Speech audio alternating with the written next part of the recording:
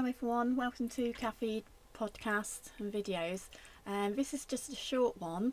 The other day I was giving some advice to a woman who has been really upset by the lockdowns which we've had in the past. They've caused her great anxiety, panic and depression and other mental health issues. Now in the UK you have a disability if that disability has lasted for over 12 months, and obviously the lockdowns happened a few years ago now, and those anxieties, depressions, all those sorts of things continue with her.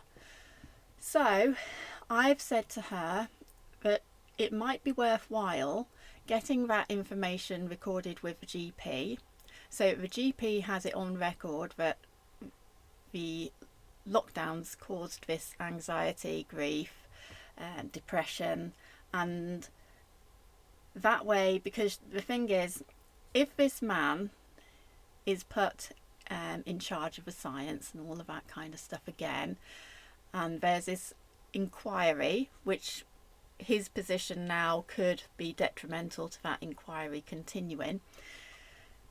If he's in the past been quoted as saying they needed to be longer, they needed to be harder, and they needed to be earlier, then it is likely that this kind of man in our government now will continue making lockdowns in the future. It's not beyond possible. So I've said to my friend that she needs to get everything recorded with the GP, so that when she's not able to mask up, when she's not able to do all those sorts of things because of her disability, then if she is discriminated against, i.e. they will not let her in a shop, or they throw her out, or humiliate and degrade her even, if they do that, she can bring legal action against them, and she doesn't need to find some lawyer to do it for her. So long as she's willing, then she can write up a letter, say you discriminated against me under this law, that law, and every other law, and I will be taking you through the courts. Don't go through the ombudsman. The ombudsman is a fraud, is a 666 fraud. Go through the courts. The courts are there for us to use. They've put the ombudsman there to divert us away from the courts, so that our legal cases don't set precedent, and that's not okay. Use the courts, and in her case she's not got any money, so she won't actually pay court fees, because if she looks into I'll have to direct her maybe, but if she's aware, then she won't have to pay court fees because she hasn't got that kind of money. So that will also fall on the corporations.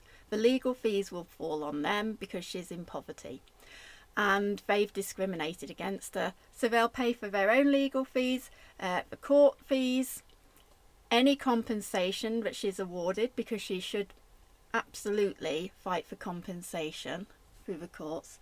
And I just wanted to say this so that people know that if this caused you distress, if it caused you upset, anxiety, depression, if it's making you feel nervous in the future, then that's a disability and that's anxiety, and you should get that recorded some way. In the UK, I don't even think that you need to do it through the GPs anymore, but it's a good way to start and get it officially recorded. Because in the UK you can say, no, I will not go through the NHS because I don't trust them, or but if you can get it recorded somewhere that this caused you that kind of grief and upset, then you can take these companies and these public sectors to court for disability discrimination. And I did that with a few companies, and they all backed down. And I really do think that we need to work together and fight together, and that is one way for those people who have disabilities to fight back. So it's just a quick one. I just wanted people to know the situation so that they can look after themselves and fight for everyone, really. That is a fight for freedom, and you're fighting on behalf of everybody. I think it would be a really good fight if those people did that.